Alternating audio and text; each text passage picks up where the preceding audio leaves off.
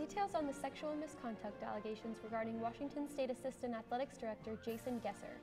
And an interview with Ian Smay, one of the investigative reporters who worked on the Gesser story. And a local teen arrested for a bomb threat. Murrow News 8 starts now.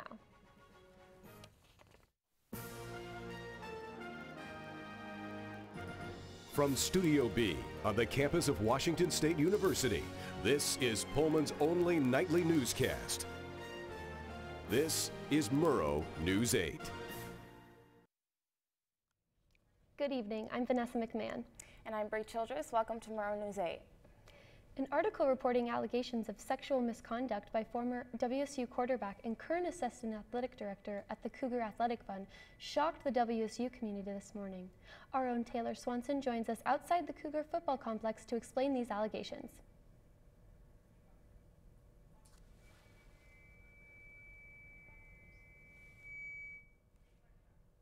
100 words long that outlined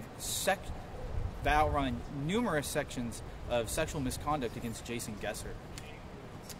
The article highlighted multiple allegations of Gesser making advances on student interns, co-workers, that included allegations of sexual relations and attempting to kiss a co-worker after a donor dinner. Additionally, allegations included using WSU funds to fly a woman to a Cougar Athletic Fund event that was not an athlete. The Evergreen says they published an article saying, following a comprehensive review, the Equal Opportunity Office found no violations of university policy. The Evergreen reached out to Gesser but was unable to contact him through multiple forms of communication. The article also pointed out that President Kurt Schultz had prior knowledge of the allegations but did not make any enforcements to these allegations until the article was released. Outside of the Cougar football complex, I'm Taylor Swanson, Murrow News 8. Thank you, Taylor. Now, joining us live in the studio with more on the Gesser allegations, Evergreen investigative reporter Ian Smay. Bree? Thank you, Vanessa, and Ian, thank you for taking the time to join us. So you've been researching this for the past several months now. How did you originally find out about the allegations? Right, so first of all, thank you for having me on. So we first got these allegations we got a tip, actually, an anonymous tip 4 months ago. And we were sitting, I was the news editor at the time, me and Dylan Green, who was also still the editor-in-chief at the time. We were just sitting there at the end of a production night and realized that we hadn't read the tip, so we did, and to be totally honest, we didn't believe it at first. We thought this was way too outlandish to be true. Right. So we filed a public records request, got those records back in July, and then one thing happened after another. We read through the records and started reaching out to people, and then we're here where we are today. And while you were investigating, what type of pushback did you receive and from who? So obviously with a story of this nature, you're going to get some pushback. People don't want to be named with stuff like this, especially if they feel that they didn't do anything wrong. And then if you're the one getting accused of it, you obviously don't want this to be reported. So we got pushback from quite a few people, especially the university and athletics. In fact, we weren't allowed to talk to anyone within athletics through the official way that we go about it, other than for a statement to say that they weren't commenting. So we received pushback heavily from the university, as we expected. And then also, a lot of people were hesitant to talk to us at first because you don't want your name in the press with this kind of stuff, which is understandable, and we were ready for that. So we got pushback from a lot of places, but just about everywhere, to be totally honest. And speaking of pushback, this morning WSU responded, basically saying that your claims were false. What do you have to say to that? So we actually, us at the Evergreen, me and Dylan, we released a response to their statement. Because there was a point in their statement that we felt was just patently false compared to what we learned through our interviews. Because two of the women that we reached out to, because they were named in those records, were never interviewed by OEO. They told us that we were the first people to reach out and ask about this kind of stuff and that they had never heard from the university. Wow. And we actually had one person reach out again today and reaffirm that. So we just felt that that part was false, and it's our job to tell the truth, especially when it comes to our own story. So we just felt the need to put that response out there so people would know the truth as we have discovered through our investigative efforts. And can we expect more stories since the public records requests were released? So I obviously can't tell you our plans in depth because that's private and you'll see it when it comes out. But since these are public records, I guarantee you other people are going to be looking into this. And especially on the heels of the whole Me Too movement, and we kind of expect more people to come forward with their stories and their allegations now that they see that we do care, the press does care, and they have this avenue that they can speak and let it out. So I wouldn't be surprised. I can't tell you anything for sure, obviously, because I can't tell the future, but I don't think this is over yet. Well, we look forward to hearing the rest of it. Thanks Thank you for joining on. us today. Thank you. And when we come back, a Pullman teen arrested for threatening the high school, and WSU tests a new mobile app to help manage social events when Murrow News 8 continues. Thank you for having me on. Thanks so Great much for interview. coming. Yeah, that was a great story.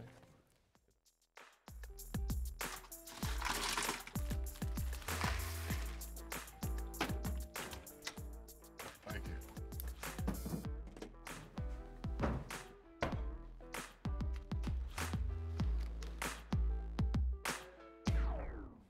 You got a king?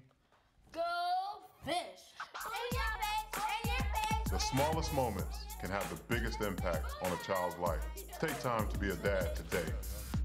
Can you help me with this? My new dad teaches me all kinds of stuff. Sure. He helps me with homework. That would be 3.6795. Thanks. Yep. He helps me with my decision making. I wouldn't use this one. Ever. And he's even teaching me how to drive. And that's why cars have bumpers. I'm learning so much. You don't have to be perfect to be a perfect parent. Thousands of kids in foster care will take you just as you are. Police arrested a Pullman teen for allegedly issuing a threat against Pullman High School. The 16-year-old student reportedly told his friends on social media to avoid going to school this Monday. The teen allegedly posted emojis of a bomb, and a gun off emojis. Officers arrested the teen at his home Monday morning for threatening to bomb the school and then took him to Martin Hall Juvenile Detention Facility. The WSU Interfraternity Council will implement a new app this semester for the Greek community. Yesterday, I met with Greek Council officials to see how this app could change the handling of events on Greek Row. WSU is one of 3 campuses in the country piloting the Social Safe app this fall. The WSU Interfraternity Council will use this app to help manage how social events are handled. Once you check in, it's almost like a boarding pass.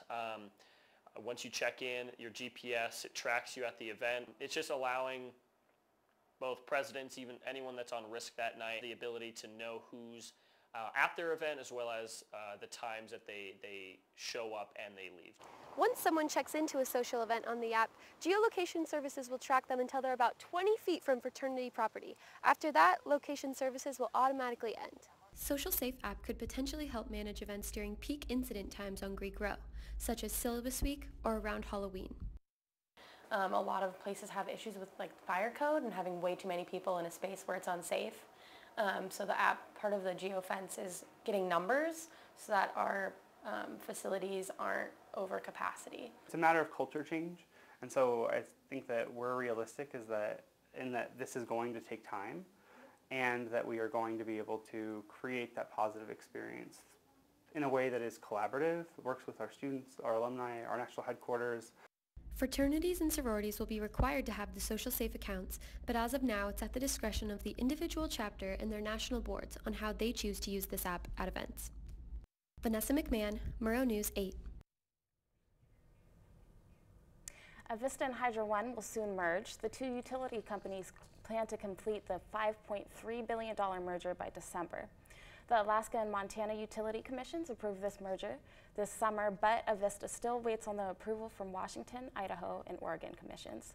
Avista says the merger will not affect its current customers and they will see very little change. Next, more coverage on Hurricane Florence on the East Coast. And a look at your upcoming weather forecast with Jennifer Forsman when Murrow News 8 returns.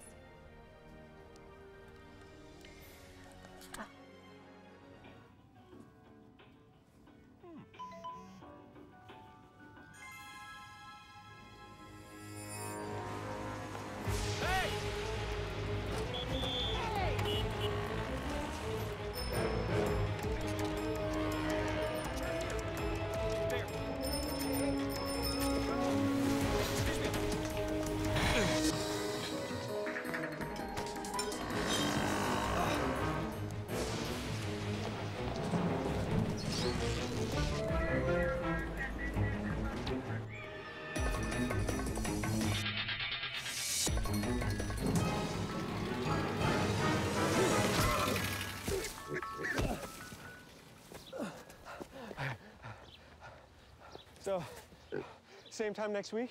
Well, of course. put away a few bucks, feel like $1,000,000. For free tips to help you save, go to Feed the Pig.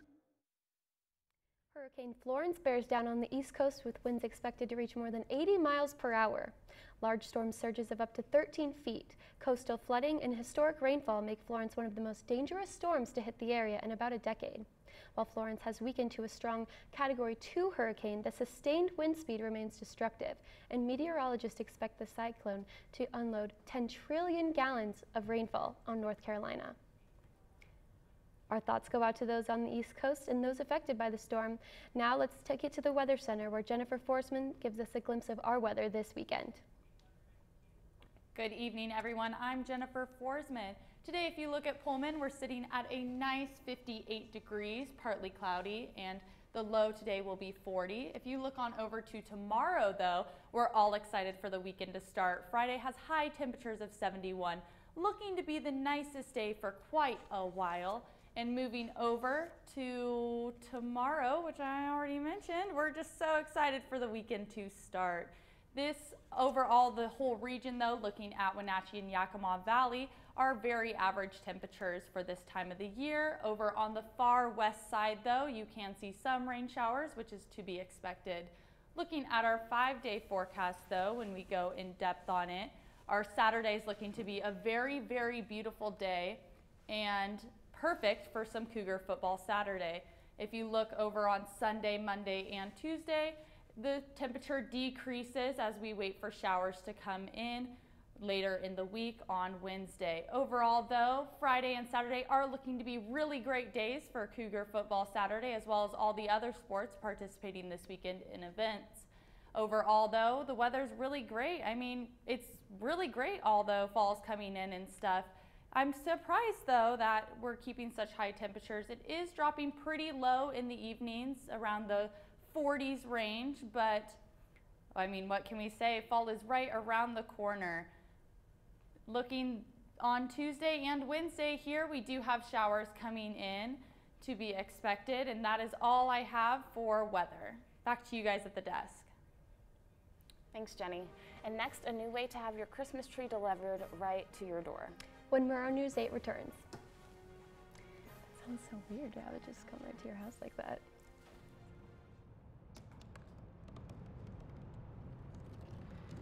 They said I couldn't dream. Called me a piece of trash and swore that's all I'd ever be.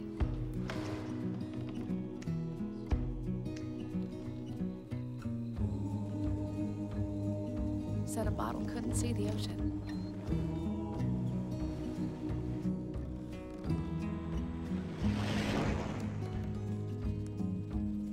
Give up.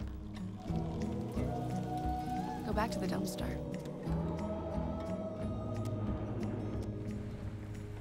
But I didn't listen. I made my way.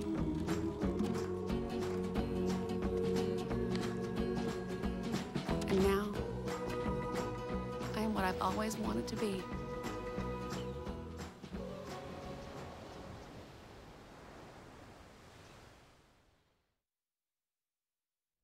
This year, Amazon may become your one-stop shop for the holidays, even for your Christmas tree. This year, the online retailer will sell a wide selection of living Christmas trees ranging from 2 feet to 7 feet tall. An Amazon spokesperson said that some trees may even ship via Amazon Prime shipping, allowing customers to get their trees in 2 days. More details about the tree selection will arrive closer to the holidays. I don't know about that. I don't know how I feel. I feel like it kind of takes out the whole fun of going to the Christmas tree farm with your family. You think so? Cutting down the tree. I mean, I'm still gonna do that way. Thank you so much for watching. Join us every weeknight at 7 and 10, Pullman's only nightly newscast. Have a great night and follow Murrow News 8 on Facebook and Twitter. Good night, Pullman.